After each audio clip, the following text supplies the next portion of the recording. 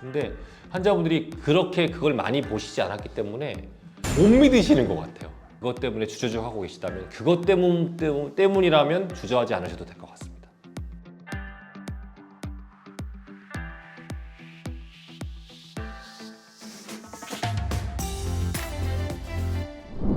그래서 이렇게 엄지발가락이 휘면서 그 엄지발가락의 한 부위가 좀 많이 튀어나와서 아픈, 그래서 모양도 보기 싫고 아프기도 아픈 그런 질병을 우제반증이라고 합니다. 맞습니다. 그냥 쉽게 말씀드리면 절반 정도는 우리가 유전이 된다고 생각하시면 될 것 같고요. 절반 정도는 후천적 요인이 형성이 된다. 그걸 찢어서 뼈를 보면서 뼈를 깎아내고 그 다음에 이제 뭐 고정을 해갖고 하는 교정절골술을 하신 분들이 예전에 고식적인 방법이었습니다. 그래서 최근에 이제 개발된 수술 같은 경우에 미카, 미타와 같은 경우에는 매우 작은 수준의 흉터를 내기 때문에 미용적인 측면에서도 엄청난 이득을 얻을 수 있는 수술로 되어 있는데요. 그러면 이 미카와 미타 수술은 과연 정확하게 어떤 거죠? 그러니까 이게 약자를 써서 만든 건데요. 그러니까 미의 MI는 미니멀 인베이시브입니다. 그래서 미니멀 인베이시브, 최소 침습이란 뜻입니다. 최소로다가 절개를 최소화한다는 뜻인 거예요. 미자가 들어간 거예요. 뒤쪽에 뭐 칸이 타니 하는 미칸이 미타의 뒤쪽에 들어간 거는 어떻게 절골을 할 건지에 관한 내용입니다. 그래서 저희 클래스 병원에서는 가장 최신으로 할 수 있는 미타를 사용하고 있고요. 그래서 아마 미카 얘기를 많이 들어보셨을 때 미타는 아마 처음 들어보셨을 수 있습니다. 절골을 하는 거를 최대한 각도를 잘 줄 수 있는 형태로 할 수 있는 부위가 미타라고 생각이 돼서 가장 최신으로 나온 기술이고요. 저희가 그래서 저희 클래스 병원에서도 미타, 그래서 최소 침습으로 그다음에 절골하는 방법은 미타를 사용한다, 이렇게 생각하시면 될 것 같습니다. 이 미타 수술 같은 경우에 네. 기존의 수술과 비교해서 수술하고 나서 회복이나 재활에 있어서 네. 어떤 차이가 있을까요? 우선은 이제 절개에 구멍이 들어가는데요. 구멍들이 이제 굉장히 작습니다. 이렇게 꼬맨다고 그러면 한 포인트 꼬맬 수 있는 그런 구멍들이 몇 개 정도 나는 정도고요. 수술 당일 다음 날 정도에는 이렇게 그 특수 신발 신을 수 있는 신발이 있습니다. 그 신발을 신게 되고 나서 바로 걸을 수 있게끔 합니다. 다음 날부터. 네, 맞습니다. 예전에 제가 이제 다른 기존 형태 무지외반증 수술할 때는 보통 한 달에서 한 달 반, 사람에 따라 다르지만 그 정도는 반깁스 또는 깁스 석고 고정을 했었거든요. 원장님도 그렇게 하셨었죠. 옛날에 그랬었죠.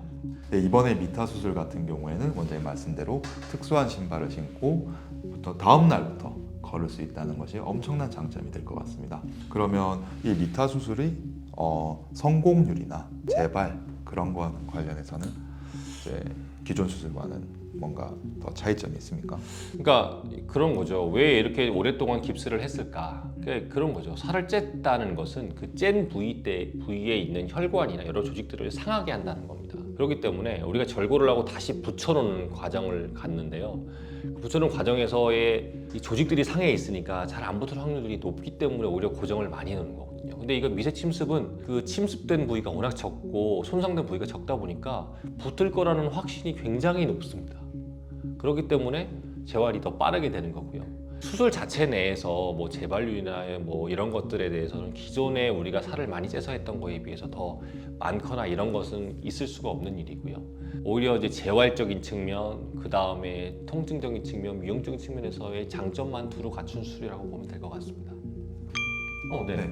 혹시 그 채수 침습이라고 해서 조금만 짠다고 그랬잖아요. 옛날 수술과는 다르게. 네, 맞습니다. 그러면 옛날 수술은 많이 째서 이렇게 보면서 했는데 지금은 조금만 째면 어떻게 수술을? 네, 그 되게 중요한 질문인데요. 엑스레이를 수술방에 있는 엑스레이를 보면서 합니다. 그래서 수술자가 엑스레이를 좀 많이 맞는 단점은 있어요. 맞아요.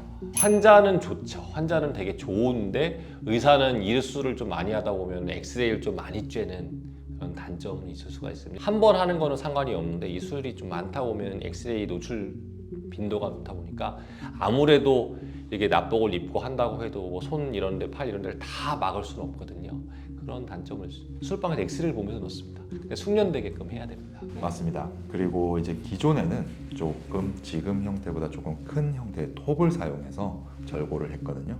네, 이 미카나 미타 수술을 위해서는 특수 고안된 펜과 같은 기구를 이용하죠.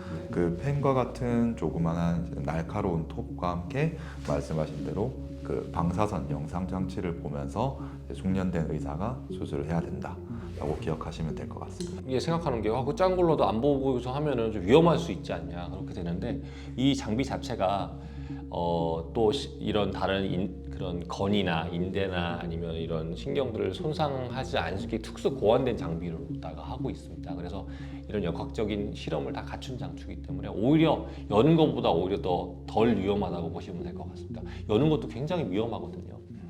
지금까지 그 클래스 병원의 미타 수술에 대해서 알아보았는데요. 마지막으로 클래스 병원 미타 수술을 고민하고 계신 환자분들께 한 말씀 하시고 싶은 게 있을까요? 그러니까 사실 이제 환자분들이 오셔서 그런 말씀을 많이 합니다. 누구는 그거 심해서 왔는데 너무너무 아파서 난 그거 무서워서 지금 고민하고 있다라고 많이들 오십니다.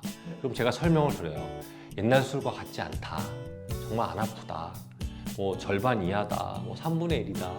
실제로 제가 수술해보면 그 정도 느낌 드시지 않습니까? 그래서 환자분들 수술을 하고 나서 생각보다 되게 잘 걸어 다니시거든요. 그래서 오히려 너무 많이 걸어 다니셔서 좀 덜 걸어라 이렇게 부탁을 드릴 정도로 많이 걸으시거든요. 근데 환자분들이 그렇게 그걸 많이 보시지 않았기 때문에 못 믿으시는 것 같아요. 그래서 저도 참 더 말씀을 해드리고 싶은데 왜냐하면 그 주변 사람들에 대해서 그런 걸 많이 보셨거든요.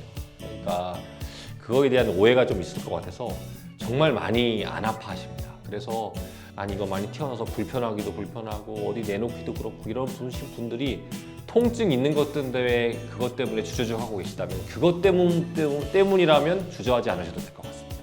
네, 지금까지 임성민 원장님과 함께 클래스 병원의 무지의 반증 수술에 대해서 알아보았고요. 혹시나 더 궁금한 점이 있으시다면 아래쪽에 댓글로 남겨주시면 성심성의껏 답변 드리겠습니다.